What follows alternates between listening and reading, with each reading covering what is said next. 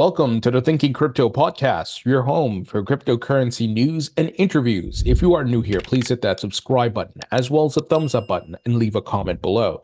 If you're listening on a podcast platform such as Spotify or Apple, please leave a 5-star rating and review. It supports the podcast and it doesn't cost you anything.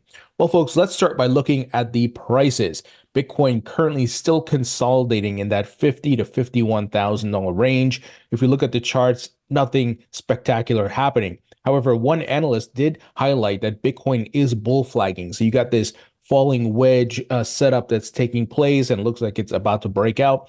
But we got to let these things play out and give it time. One great thing I am seeing is that the DXY, the dollar currency index, is starting to pull back. It looks like it has hit its peak on this run up. So fingers crossed that it is indeed correcting, because when it's going down, asset prices pump. So this will be good for Bitcoin, altcoins, as well as the stock market. But, there are no guarantees here. So we have to watch these things closely and adjust our thesis based on the facts changing and what's happening on the charts. Now, ETH is looking really bullish today. It crossed over $3,100 multiple times. Right now, it's at $3,098.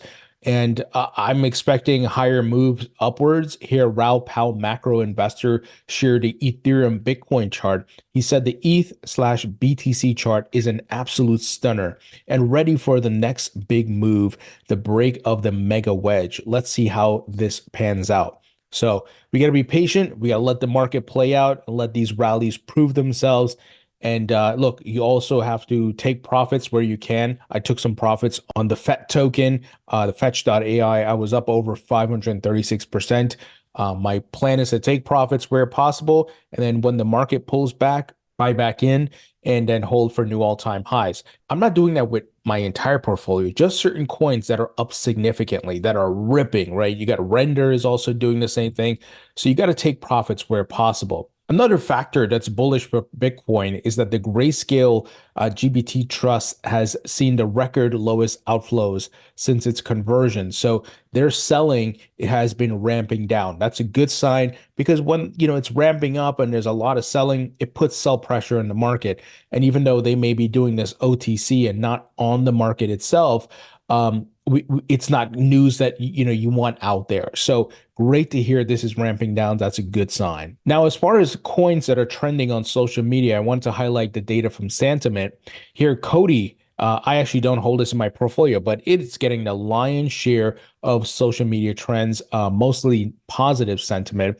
And the reason being, there's reports that the price has doubled in a week. It's up over 100% in the past week. And this is following the introduction of a privacy-enhancing feature known as garbled circuits. So once again, I don't hold this token. I don't know much about this project, but I want to share this data with you. Second is DBG. I actually don't know this coin. This Digibyte, excuse me. I should have known that. Digibyte's been around for a while.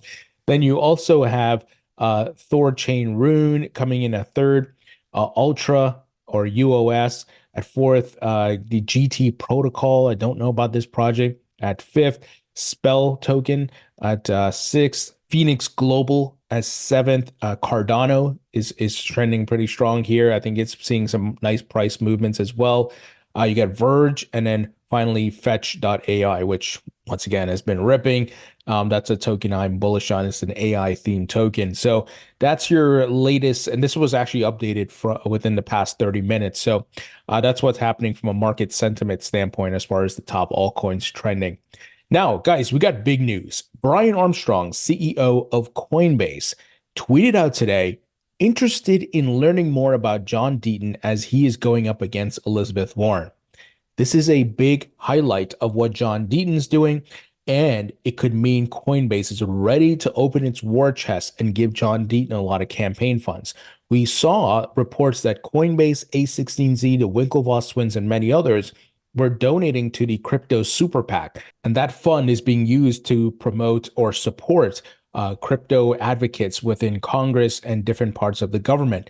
So Brian recognizing what John is up to here is super important. I hope he comes out and supports him even more, backs him, and Coinbase does the same, because Coinbase, once again, they got a huge war chest of capital, not to mention just giving John the visibility, right? Brian tweeting out about John gets him in front of 1.3 million people who may not have heard of him. So really great to see this. And I think John's going to get more support because he's fighting on behalf of the industry. And Elizabeth Warren, we all know, is the enemy of the entire crypto industry. She's formed what she calls the anti-crypto army. So we've got a fight on our hands, and I'm supporting John. I've donated, and I will continue to amplify news around him and his campaign. And we got to support him, guys. Even if we're not based in Massachusetts, we can retweet, we can donate, and we can try to get the visibility to the people in Massachusetts so they're aware of what's happening here.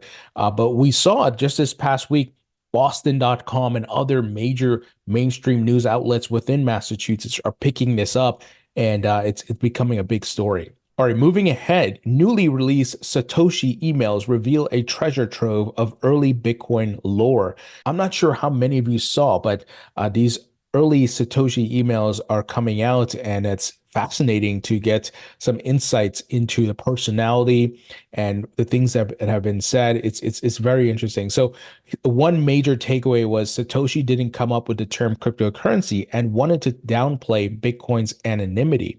So that's interesting. A litany of insights into the early days of cryptocurrency were recently revealed when Bitcoin creator Satoshi Nakamoto's earliest collaborator, Marty Malmi, published 120 pages of email correspondences between the two on GitHub on February 23rd. So I actually have to go through all of these emails. I'm actually very intrigued by what was discussed back in the day and to get a perspective on how Satoshi was looking at Bitcoin, outside of the white paper, obviously. The true identity of Nakamoto remains a point of conjecture throughout the greater cryptocurrency and blockchain community. However, the emails recently published on GitHub by Malmi were initially introduced as evidence in a London court brought by the Crypto Open Patent Alliance against Craig Wright, who has claimed to be Nakamoto. So we all know Craig Wright is a buffoon, a clown times 10.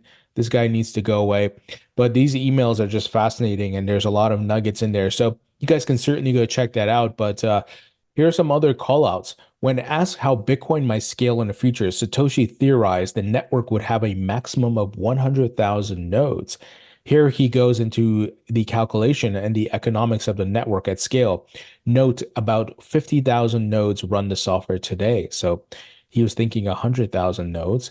Satoshi believed Bitcoin mining would be less energy intensive than the legacy banking system. Note, this is by far his best new quote. Now, there's a quote here on the word cryptocurrency and that becoming a category which Bitcoin is in. In fact, one of the emails kind of took down the narrative that Satoshi and, whoever he or they are created the term cryptocurrency when in fact they didn't. And per Satoshi, here's a quote: "Someone came up with the word cryptocurrency. Maybe it's a word we should use when describing Bitcoin. Do you like it?" Interesting. Now, on anonymity, he said, "I think we should de-emphasize the anonymous angle. With the popularity of Bitcoin addresses, instead of sending by IP, we can give the impression it's automatically anonymous. It's possible to be pseudonymous, but you have to be careful." So I think it's pseudonymous, right? Because you can do some blockchain analysis and trace the wallet addresses and so forth. I'm sure you won't get all the details, but there's some tracking ability here. And this is why it's not great for criminals, right? And the facts of being able to track this on the blockchain with different data analytics goes against the false narrative that Elizabeth Warren has put out there. The email continues to essentially predict the rise of blockchain forensics. Here's a quote: "If someone digs through their transaction history and starts exposing information people thought was anonymous, the backlash will be much worse if we haven't prepared expectations by warning in advance that you have to take precautions." So even Satoshi here just highlighting what we see happening today with Chainalysis and these other companies that do blockchain analytics. Now, a quick word from our sponsor, and that is VeChain. VeChain is one of the top enterprise-grade layer 1 smart contract platforms. Folks, they're working with some massive brands to build Web3 technology. Some of the brands they're working with include Walmart China, BMW, Givenchy. They're also working with the Boston Consulting Group. I had recently interviewed Sunny Liu, the founder. So one of the great things about VeChain is that they have very low energy consumption, compared to other blockchains, and they have great speed and security, and they're trusted by enterprises. They're highly scalable, and I'm bullish on this project. I have been holding the VET token since 2018, so even before VeChain became a sponsor. And this is why I accepted them as a sponsor, because I know of the project, I'm invested in it, and I believe in it. So if you'd like to learn more about VeChain, go to vchain.org. Link will be in the description. Now, we got news here that Eigenlayer's $100 million haul ignites a series of adjacent investments. So I don't hold this token in my portfolio, but let me give you guys an update. The company behind Ethereum restaking protocol Eigenlayer announced a $100 million investment this week from the coveted venture firm Andreessen Horowitz. The raise puts Eigenlayer in a small group to clear 9 figures in a venture round over the past several months, joining the likes of Hong Kong exchange Hashkey and interoperability platform Wormhole. Folks, there's a lot of capital coming in, right? And to get $100 million from A16Z is huge. So Eigenlayer allows Ether that has been staked to secure the Ethereum blockchain and to be restaked or used to secure other chains and services.